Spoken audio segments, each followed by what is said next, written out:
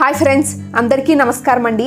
కలియుగ ప్రత్యక్ష దైవమైన ఆ శ్రీనివాసుని సప్త శనివారాల వ్రతకథ గురించి ఈ వీడియోలో తెలుసుకుందాం. ఈ వీడియోనైతే ఎక్కడా స్కిప్ చేయకుండా చూడండి. నా వీడియోస్ కనుక మీకు నచ్చినట్లయితే ప్లీజ్ సబ్స్క్రైబ్ మై ఛానల్. సప్త శనివారాల వ్రతకథ. కలియుగం మొదలైంది. కలిదోష నివారణ కోసం మహర్షులందరూ నైమిసారణ్యంలో ఒక సత్రయాగం చేస్తారు.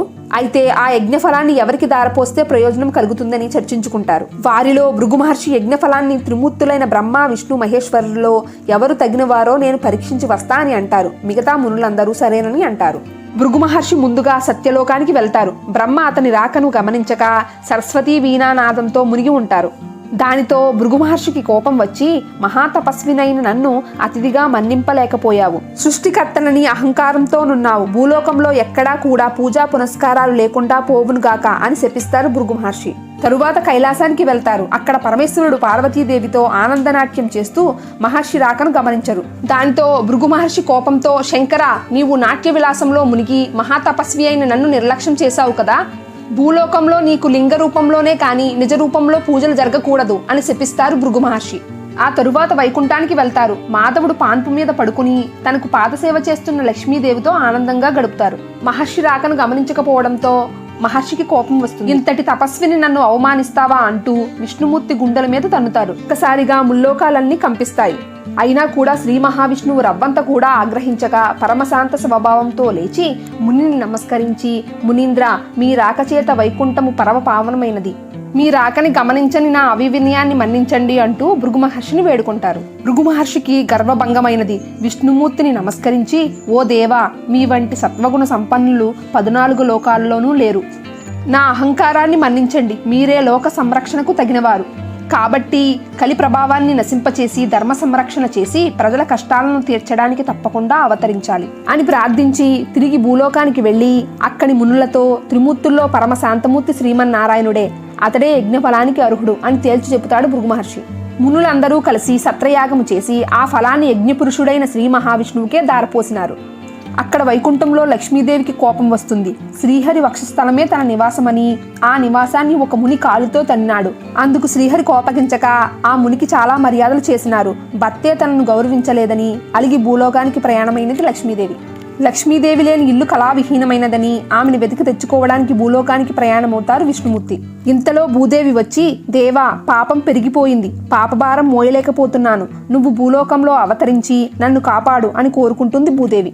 వెంటనే శ్రీ మహావిష్ణువు శ్రీనివాసుడనే పేరుతో భూలోకానికి దిగి వచ్చి లక్ష్మీదేవి కోసం వెతకడం ప్రారంభిస్తారు. శేషాద్రి కొండల్లో ఒక పుట్టను తన నివాసంగా చేసుకుంటారు ఆ శ్రీనివాసుడు. శేషాద్రి పర్వతాలను పరిశీలిస్తున్న మహారాజు అశోకరాజు. అతను సంతానం లేక పుత్రకామేష్టి చెయ్యబోతూ భూమిని దున్నుతుండగా నాగలికి ఒక బంగారు పెట్టె తగులుతుంది. తెరచి చూడగానే మహాలక్ష్మి కలతో ఒక బాలిక కనిపిస్తుంది. ఆకాశరాజు ఎంతో సంతోషపడి ఆ పిల్లకు పద్మావతి అని పేరు పెట్టుకుని అల్లారు ముద్దుగా పెంచుతారు. యుక్త వయసు వచ్చిన పద్మావతీదేవి ఒకసారి శ్రీనివాసుణ్ణి చూచి ఇష్టపడుతుంది. ఆ విషయాన్ని తల్లిదండ్రులకు చెబుతుంది. అశోకరాజు శ్రీనివాసుణ్ణి చూసి అతని తేజస్సుని గుర్తించి అతడే శ్రీ మహావిష్ణువుగా భావించి పద్మావతిని ఇచ్చి వివాహం చేస్తారు. ఆకాశరాజు తరువాత అతడి తమ్ముడైన తొండమానుడు అక్కడి రాజవుతారు. ఆ శ్రీనివాసుడే వెంకటేశ్వరుడి నామంతో తిరుమల శిఖరాల మీద కలియుగాంతం వరకు నివసించాలని నిశ్చయించుకుని సాలగ్రామ రూపుడై పద్మావతి భూదేవులతో నివసించసాగారు. అప్పటి రాజైన తొండమానుడు శ్రీ వెంకటేశ్వర స్వామికి ఆలయాన్ని నిర్మిస్తారు. తనను సేవించే భక్తులకు కల్పవృక్షం లాంటి వారై ఆ శ్రీనివాసుడు ఇప్పటికీ భక్తులను సంరక్షిస్తూ అక్కడే నిలిచి ఉన్నారు.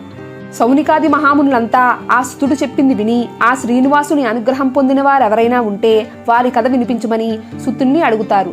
అప్పుడు సుతుడు ఇలా చెబుతారు. నవగ్రహాల్లో 7వ వాడైన శనిదేవుని కథ.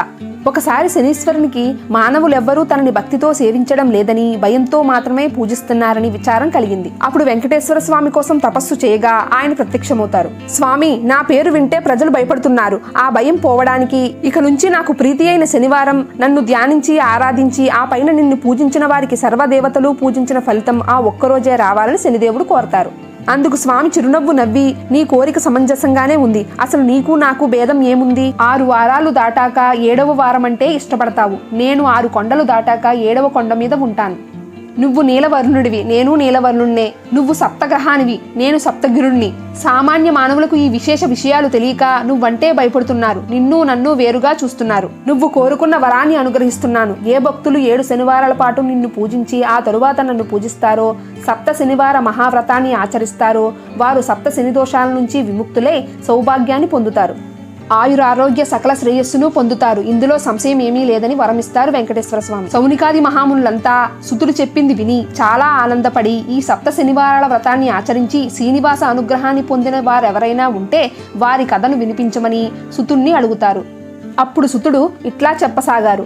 దేవదత్త దంపతులు కదా. పూర్వకాలంలో కాంచీపురంలో దేవదత్తుడు అనే ఒక బ్రాహ్మణుడు ఉండేవాడు. అతడు వేదాంగ పరుడు. అతడు భార్య మాలిని. వారిద్దరూ అతిథుల్ని ఆదరిస్తూ గృహస్థ ధర్మాన్ని పాటిస్తూ ఉండేవారు. వారికి శ్రీ వెంకటేశ్వర స్వామి ఎలవేలుపు. ఒకనాడు వారింటికి కాశీయాత్ర చేసి వచ్చిన ఒక బ్రాహ్మణుడు వస్తారు. ఆ దేవదత్త దంపతులు ఆయన సాక్షాత్తు వెంకటేశ్వర స్వామిగా భావించి అతిథి మర్యాదలు చేస్తారు. భోజనానంతరం ఆ బ్రాహ్మణుడు వారి జాతకాలను పరిశీలించి చూసి జాతకం ప్రకారం దేవదత్తునికి శనిదోషం వల్ల అపమృత్యువు కలిగే సూచనలు కనబడుతున్నాయని ఆ అపమృత్యు దోష పరిహారం కోసము సప్త శనివారాల వ్రతం చేసి అటు శనీశ్వరుణ్ణి ఇటు వెంకటేశ్వర స్వామిని భక్తితో ఆరాధించమని చెబుతారు.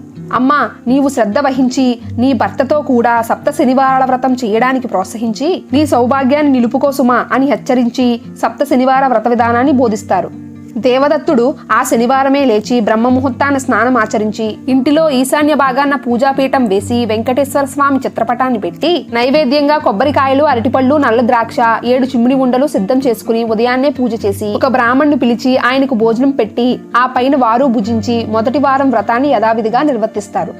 ఆ విధముగా వరుసగా 7 శనివారాల పాటు వ్రతాన్ని భక్తి శ్రద్ధలతో కొనసాగించారు. 7వ శనివారం వ్రత పరిసమాప్తి చేసి సప్త శనివారాల వ్రత కథను చెప్పుకుని భోజనం చేసి కొంతసేపు శ్రీ వెంకటేశ్వర స్వామి మహిమలను స్మరించుకుంటూ నిద్రించారు. ఆ దంపతుల భక్తి శ్రద్ధలకు, పూజా విశేషాలకు ప్రసన్నుడై శ్రీ వెంకటేశ్వర స్వామి మాలినీదేవి స్వప్నంలో సాక్షాత్కరించి, ఓ పరమసాధ్వి, మీ దంపతులిద్దరూ భక్తి శ్రద్ధలతో చేసిన సప్త శనివారాల వ్రతము నాకు చాలా సంతృప్తిని కలిగించింది. ఆ వ్రత ప్రభావం వల్లే నీ భర్తకున్న శనిదోషము, అపమృత్యు భయం కూడా తొలగిపోయాయి. అతన్ని రాబోయే జన్మలో ఆయుర్దాయాన్ని ఈ జన్మలోకి తీసుకుని వచ్చి అతన్ని పూర్ణ ఆయుర్దాయం కలవాణ్ణి చేశాను. మీరిద్దరూ సుఖశాంతులతో ఆనందంగా నిండు నూరేళ్లు జీవించి ధర్మార్థ కామ మోక్షాలనే 4 పురుషార్థాలను సాధించుకుంటూ మీ మానవ జన్మను సార్థకం చేసుకోండి అని దీవించి అదృశ్యమవుతారు శ్రీనివాసుడు. వెంటనే ఆమె లేచి భర్తను కూడా లేపి తన స్వప్న వృత్తాంతాన్ని వివరిస్తుంది. ఆయన కూడా సంతోషించి భార్యను అభినందిస్తారు. ఆ శుభముహూర్తాన ఆ దంపతులిద్దరూ శ్రీ వెంకటేశ్వర స్వామి దర్శనార్థం తిరుపతి కొండకు వెళ్లి మొక్కులు తీర్చుకుని ఆ స్వామివారిని మనసారా స్తుతించి ప్రసాదం స్వీకరించి తిరిగి వస్తారు. ఇంటికి వచ్చాక బ్రాహ్మణులను పిలిచి అన్నసంతర్పణ చేసి బ్రాహ్మణుల ఆశీర్వాదం పొందుతారు. జీవితాంతం వరకు యథాశక్తిగా శ్రీ వెంకటేశ్వర స్వామి సేవ చేస్తూ చివరికి ఆ స్వామివారి సాన్నిధ్యం పొందుతారు. కలియుగంలో శ్రీ వెంకటేశ్వర స్వామిని మించిన ఆరాధ్య దైవం మరొకరు లేరు. ఈ సప్త శనివారాల వ్రతంతో ఆయన్ని ఆరాధించిన వారికి శనిదోషము తొలగి ఆ స్వామివారి అనుగ్రహం లభిస్తుందని సుతుడు సౌనికాది మహామునులకు వివరిస్తారు. ఆ స్వామివారికి మిక్కిలి ఇష్టమైన ఈ శనివార వ్రతము చేసిన వారికి, ఈ సప్త శనివార వ్రతకథను విన్న వారికి కష్టములు తొలగి గ్రహబాధలు పోయి సంపద భోగములు కలుగును. ఈ కలియుగమున శనివార వ్రతము మానవులకు కల్పవృక్షము వంటిది. వారి కుటుంబములకు సర్వసుఖములు కలుగును. కావున మనమందరము యథాశక్తిగా శనివార వ్రతమును ఆచరించి శ్రీ వెంకటేశ్వర స్వామి వారి అనుగ్రహాన్ని పొందగలము. అదండి సప్త శనివారాల వ్రత కథ. నా వీడియోస్ కనుక మీకు నచ్చినట్లయితే please like, share and subscribe my channel.